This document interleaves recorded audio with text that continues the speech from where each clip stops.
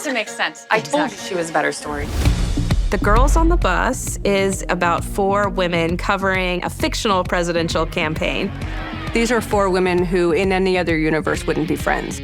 They have very little crossover, except for this career that joins them.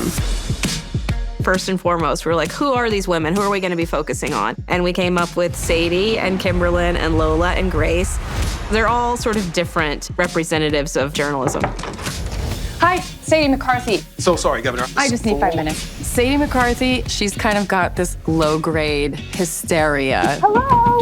Oh, I'm sorry. She is working her dream job with her hero, Bruce Turner, and that is what she lives, eats, and breathes. She's addicted to this story. She's addicted to seeing her name in print and telling the truth. Sadie is this old soul.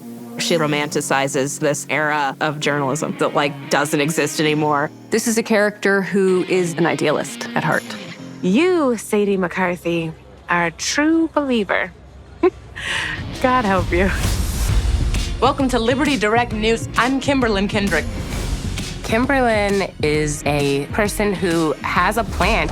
If I'm gonna be the next Gayle King, I've got to land that promotion and get on POTUS. She's on the bus representing a conservative outlet, but she is a sort of old school Republican. Liberty might not be perfect, but they are a major platform. Christina Elmore tackled the role in a way that is so smart and so measured. The minute she walked in, we're like, oh, there she is. What was so relatable is that she's also trying to plan a life and a future, working harder than she ever has. When's the actual wedding? We've narrowed it down to 3 possible dates. Oh, and last week I found out that the venue we like might have a cancellation. Anyway, the good news is we've settled on a color story. I'm sorry I asked. Lola Rahai, my favorite reporter. Rahai, y'all. I know you missed a bitch, but don't worry, I am back. Lola is a very passionate Gen Z influencer. She wants to be a journalist, but she's not going about it the way that anybody else did. According to The Cut, I am the eyes and ears of my entire generation. She's like, listen, they're gatekeeping. This is the tea. It's simple. Fuck the system. Oh, I totally can't curse. Sorry. Can you beep that? No, I can. Okay, great. So she's been like, fuck the system, right?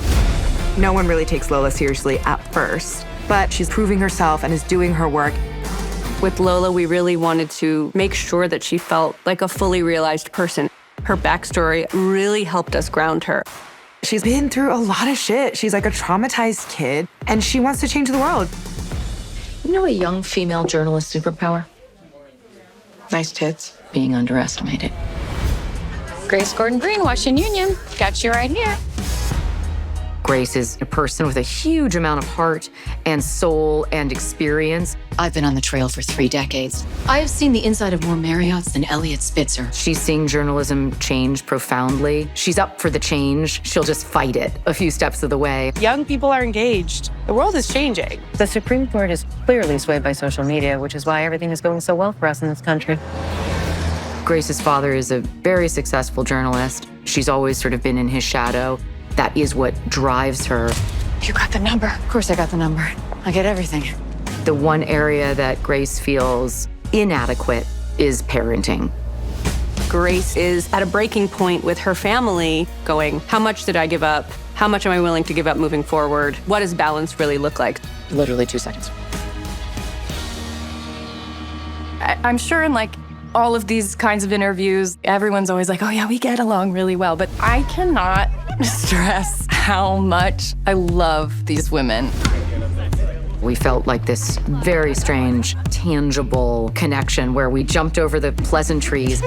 Scurry over. I don't know if we were expecting it either. The 4 of us are different ages, different walks of life, but something really special happened on this show. We have found sisterhood. It's truly been like Kimberlyn, Sadie, Lola, and Grace. These women prioritize their jobs, and in turn, they have very messy personal lives. They're on a cramped, smelly press bus. Being mature, being professional. Being inappropriately flirty. Yeah.